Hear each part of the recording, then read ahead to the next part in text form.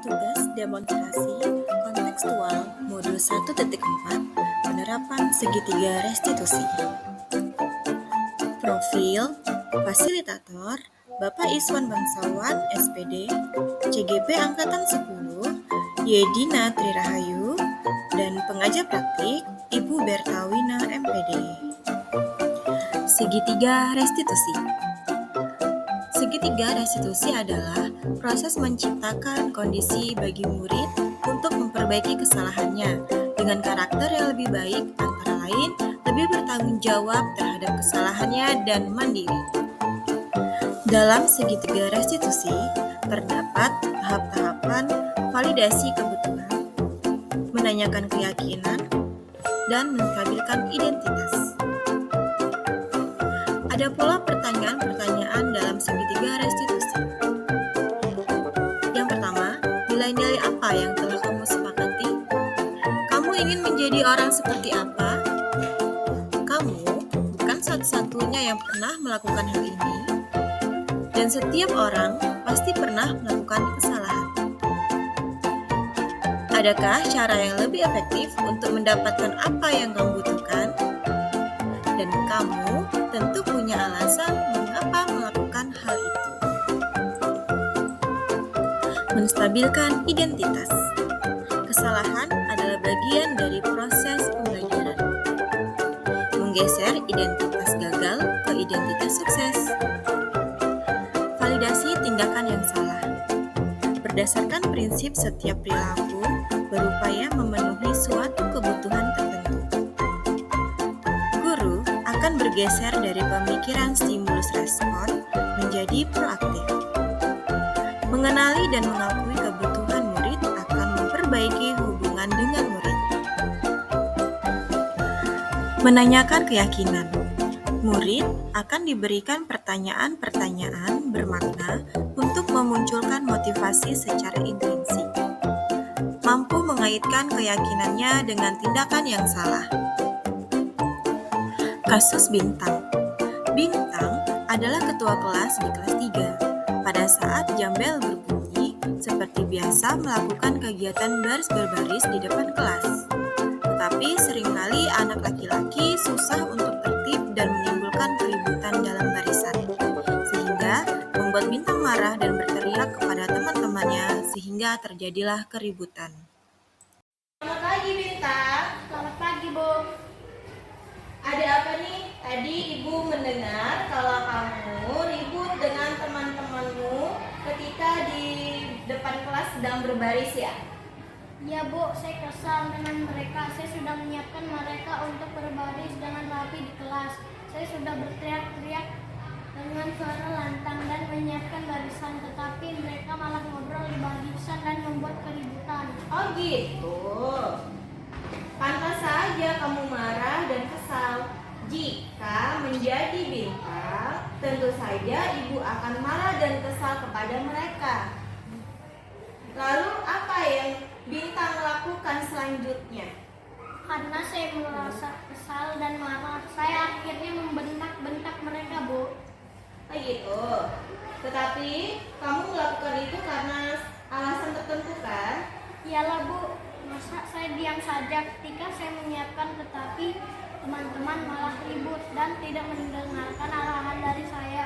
Padahal saya sudah berteriak-teriak. Ya, wajarlah. Kamu sudah berusaha tetapi tidak didengarkan oleh orang lain. Untung kamu tidak bertindak lebih ya, hanya membentak-bentak mereka. Untung saya hanya membentak-bentak mereka. Saya sudah kesal, Bu, dengan mereka yang sulit mendengarkan arahan dari saya. Ya itu pasti. Tetapi kamu tetap memilih bersabar dan dapat bertahan dan tidak berbuat yang lebih parah lagi ya. Ya, Bu. Nah sekarang kita lihat lagi tindakan kamu yang membentak berteriak teman-temanmu itu di depan kelas. Apakah tindakan kamu itu sesuai dengan keyakinan kelas yang kita buat, Bin? Tentu saja tidak, Bu. Jadi keyakinan mana yang kurang sesuai berdasarkan apa yang terjadi pada pagi tadi? Keyakinan kurang menghargai orang lain karena saya kurang bersabar, Bu. Ya, jadi kamu yakin ya bahwa menghargai orang lain itu penting. Ya, Bu, saya yakin. Oke, Bunda juga setuju. Kita memang harus menghargai orang lain. Lalu ada keyakinan yang harus kita lakukan meskipun kita sedang marah. Ya, Bu, saya harus bersabar, menahan diri, dan mencoba berpikir akan apa yang akan saya lakukan. Oke, kira-kira kamu bersedia tidak untuk memperbaiki masalah ini? Bersedia, Bu. Kira-kira kamu memperbaiki masalah ini akan menjadi orang seperti apa, Bim? Saya akan menjadi orang yang sabar dan berpikir ke depan. Iya. Lalu bagaimana rasanya menjadi orang seperti itu? Tentu saja saya merasa nyaman, Bu. Baiklah, kalau begitu, sekarang ayo kita pikirkan bagaimana menyelesaikan masalah ini. Saya akan meminta maaf kepada teman-teman, Bu, dan belajar untuk bersabar.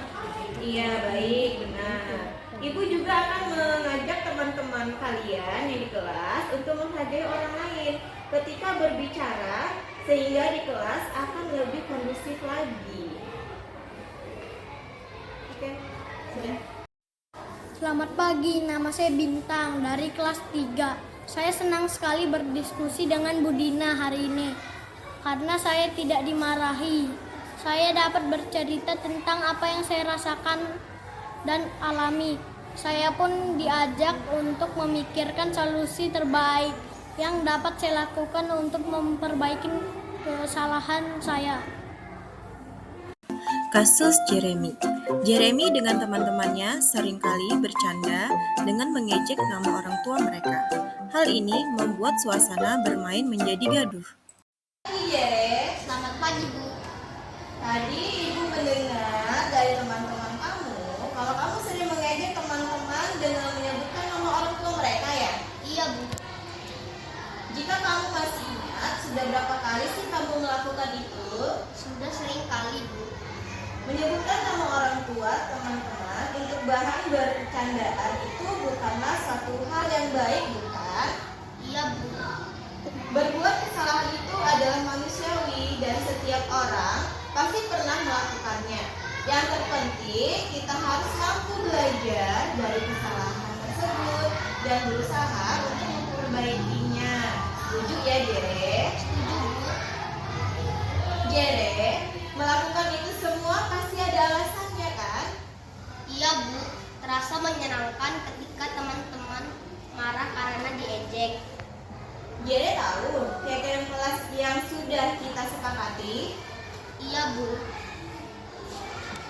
Kalau menyebutkan nama orang tua untuk bahan bercandaan sesuai dengan keyakinan kelas, kita itu setuju atau tidak? Tidak, Bu. Nah, menurut Jere, keyakinan kelas apa yang sudah dilanggar? Menghormati orang lain, terlebih orang yang lebih tua, Bu. Menurut Jere, menghormati orang lain itu penting tidak untuk kebersamaan kita semua di sekolah ini? Penting, Bu, karena dengan menghormati dan menghargai orang lain, saya pun akan dihargai dan dihormati orang lain, sehingga tidak ada perselisihan. Betul, menghargai orang lain itu sangat penting untuk kita.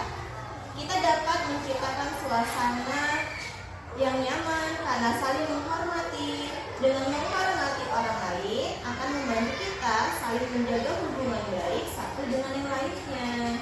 Iya, Bu. Saya menyesal sudah mengejek nama orang tua dari teman-teman. Saya akan minta maaf kepada teman-teman. Iya, Jere, itu adalah sikap yang baik karena kamu mau minta maaf kepada orang lain. Menurut kamu, apa yang akan kamu lakukan agar tidak mengejek nama orang tua lagi? Saya akan memainkan permainan yang lain yang lebih menyenangkan bersama teman-teman daripada mengejek nama orang tua. Oke. Baik, Dek. Kamu sudah menemukan jalan keluar dari masalah yang kamu hadapi. Dan Ibu Dina pun akan berbicara dengan semua teman-teman kamu untuk tidak mengejek nama orang tua lagi sebagai bahan bercandaan. Sekarang silakan kembali ke kelas ya. Terima kasih Bu. Sama Terima kasih Bu Dina, karena saya sudah diajak berdiskusi bahwa saya telah melanggar keyakinan sekolah dengan mengejek nama orang tua dan menumbuhkan dalam diri saya keberanian mengakui kesalahan dan dapat menemukan jalan keluar dari masalah saya.